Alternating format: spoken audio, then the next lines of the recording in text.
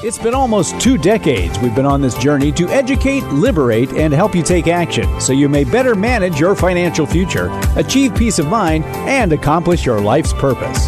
This podcast reveals financial tips, strategies, and insights that will help you set your goals and guide you along the way to help you achieve them.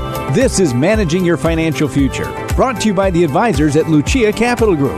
I'm your host, Johnny Dean, with our own Rick the Professor Plum, Chief Financial Planning Officer. Thank you, me, or is it thank me? I'm on that intro. I told you that before, Professor Plum. Johnny Dean, Professor Rick Plum here from Lucia Capital Group, and thanks all for tuning in. We've been off for a couple of weeks in real time, Professor Plum. You do a season. You do like 12 podcast episodes. You take a week or two off, and the week or two that we took off, the markets got a little crazy. The markets went nuts. I mean, it happens. It does happen. And I want to talk about that for just a little bit here on this particular episode. We're not going to dwell on it because markets, and here's the other thing too. I know people listen to this when it comes out, but most people listen to this later on. There are some people who are, not listening to this in March of 2020. They're listening to this in May, but the information's still the same. It's the same all the time because there's always something that roils the market. Well, there is, and we'd been lulled into complacency, I think. Well, for a little while, but it wasn't that long ago that we had an almost 20% drop in the market over a 3-month. Okay, it didn't happen over 2 weeks, but back in late 2018, we saw a big downturn just before Christmas. It was down 20%. People don't remember that now. Well, they're not thinking about it. Because we had such a great 2019. Well, they just figured it was, here we go again. It's another bump in the road. But, every time something like this happens, people start to wonder what to do. The whole virus thing, corona, whatever. What do people do? They overreact. They go out to the store and they purchase 15 gallons. They're carting water out and all that stuff. Again, all kinds of non-perishable goods. Right. Now, I mean, some caution is necessary, certainly, but please don't overreact. But that's not the point of this. They do this with the markets as well. They tend to, something happens in the short term and they tend to either sell off or they panic and they get out of their strategy. I don't know if you as an advisor see that a lot, Professor Plum, because people come to you for the very fact that you will control the behavior. Well, we try to, but I get this question quite a bit. I'll be talking to somebody who does not have a strategy, does not work with the advisor, and they'll say, "Well, I'll bet you're getting lots of calls this week," and the reality is, not from the people that have had their strategies put in place. We're not getting calls very often. Oh yeah, you're still on track. And because when we put a strategy together, the buckets we talk about, time segmentation, money that is in the market is not money that we need to spend in the next 10 years.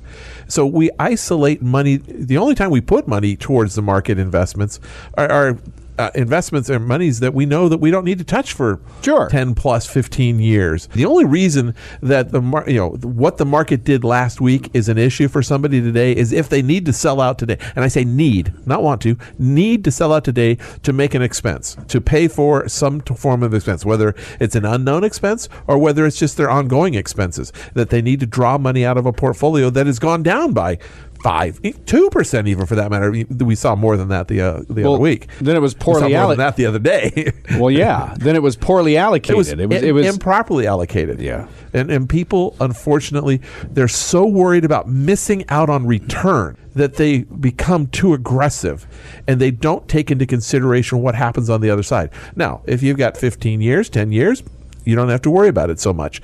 If you're looking at what to do, I had somebody call me and say, you know what, I have somebody who just put $6,000, wasn't a big number, but big to them, it was into a large mutual fund company, growth stock, and they're down $600. 10%. And that was only in the last week. Now, that was 2 weeks ago or so. Should we get out? Should they get out? I said, no.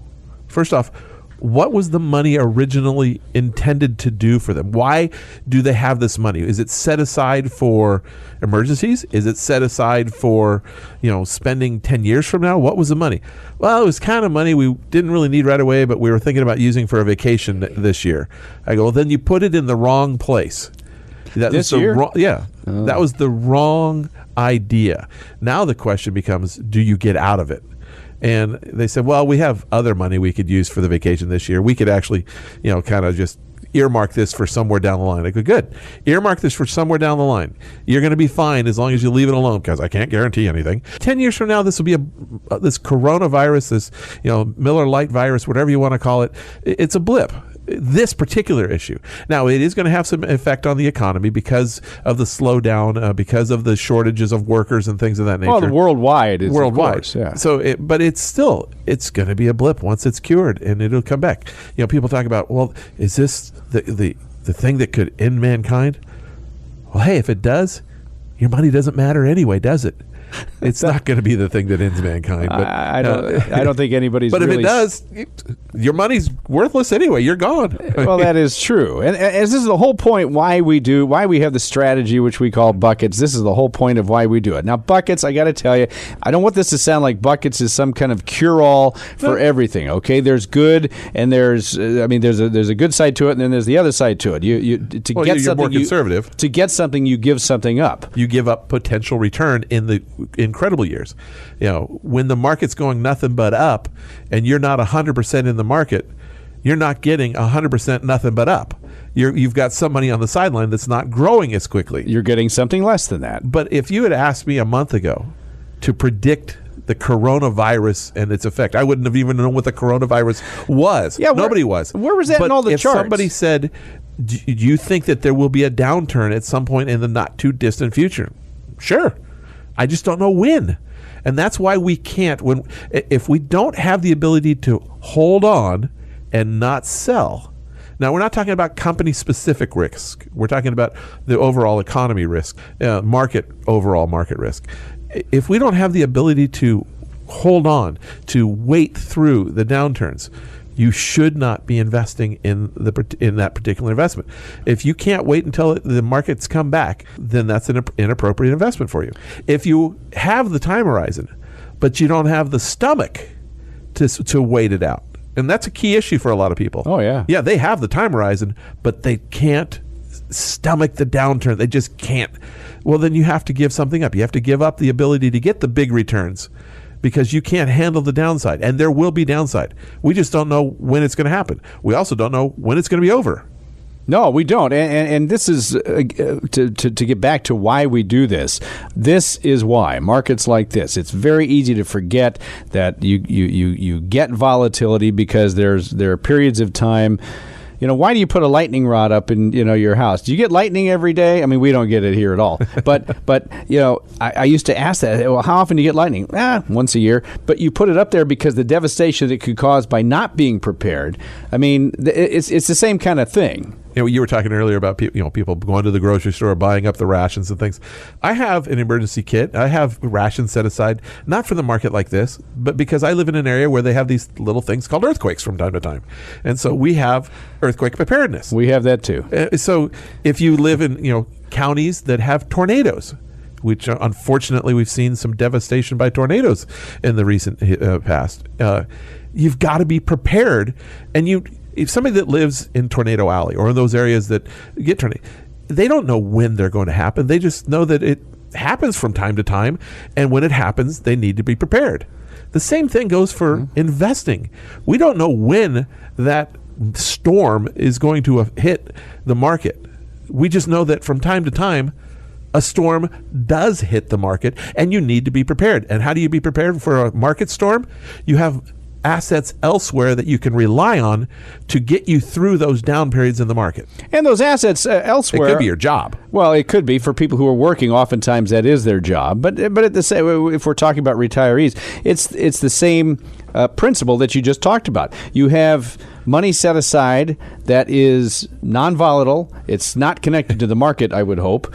It's not going to go up and down with the market. So when such time happens, and not if, but when, that's the money that you can draw from. Right. When you're creating that tornado preparedness kit, you may be using canned peaches, which don't taste as good as real peaches, but when you can't get the real thing, hey, they do for a while. Yeah. Now, when the investments that you put for safety, they don't give you the good tasting returns, but they can do for a while. Now, this is not really a simple process setting. I mean, we're talking about this for illustrative purposes, but when you set up a bucket strategy, there's a lot to it. I mean, you have buckets within buckets, and you can get kind of complicated on Right. this. I mean, there are the high level view. There's buckets 1, 2, 3, and then within each bucket, because the time horizons that we're dealing with, you may have sub accounts. This one's for the next year. This one's for year 2, 3. This one's for year 3, 5. Trying to almost like ladder out what we used to do with bonds, laddering bond portfolios. We do with inside of buckets. Maybe in the more midterm, moderate. You have different types of investments that react differently to different risks, but similar characteristics, but not. And it's all dependent on somebody's goals. Everybody's situation depends on where the money is. Depends on your risk tolerance. So to answer this question, for somebody who's got some sort of strategy, whether it's buckets or something similar to that, they might still come to you, or maybe in their mind, and they'll say, well, the markets are up and down, they're down, whatever it is. Right. And they say, what do I do now? Professor Plum, I mean, what can they do, if anything? It depends on who they are, what they are, and how soon after the buckets were set up. Are we getting towards the tail end of the bucket one, what we call bucket number one? Or right now, you might be looking for, is this an opportunity to buy? If you've done your strategy right, you've taken care of the idea that we're not going to worry about when the market goes down from a negative standpoint, because we know we've got our cash flow set up that we can withstand the time horizon that this market may give us. The question now becomes, is this an opportunity? Is this a buying opportunity? Now, I don't know if it is or isn't, but that's the discussion to have. It's not a matter of, oh my gosh, I'm scared, I'm reacting because I'm scared. It's the idea of, should I be reacting in an opportunistic way, not a defensive way? You've already done the defense. Well, can I take advantage of what this market is doing to us? Oftentimes, the implicit question when somebody comes to you and says, the markets, let's just pretend the markets are down, 10%, 15, whatever it is, and they say, what should I do? I think what they're looking for is permission to jump out. They want you to say, or somebody to say, you know what, stocks are headed south, let's get out for a while. Let's not get harmed by this. But that is the wrong thing. This is where investor behavior really shows through. I mean, investor behavior is probably the biggest drag on somebody's portfolio. In many cases. Now, if you've got a strategy, you understand why each dollar is invested, you understand what to expect from each dollar invested, and there's going to be different reasons for each dollar. You understand that downturns of 20%, if you're a stock market investor, even with a diversified portfolio, downturns of 20% or more at times are not out of the norm. That has to be part of the game plan. And that goes back to, not only do you have to have an appropriate time horizon, you have to have an appropriate temperament. Your stomach has to allow for your investing. So if you cannot handle those types of downturns that are unfortunately inevitable from time to time, we just don't know when, you can't be a growth investor. No, you need to find another way to do things. Well, and keep in mind, if you're going to do, there are people who just want to be nothing in but CDs and things like that. Right, but you also have to weigh that against the idea of, can you get to where you're going with just CDs? And there may be some people who can. They're already retired. They can live off fixed income, whatever it is. If they've got $1 million and they need $10,000 a year to, for vacation from some time to time, but they've got pensions and social and other things that cover everything else. And yes, we've met those people. Yeah, you can be all in CDs if you want. You don't have to take any risk. Right. On the other hand, if you've got that same $1 million, but you need $40,000, $50,000 a year distribution from that, yeah, maybe you can make it in CDs, but there's a good chance if you live too long, you could run out of money.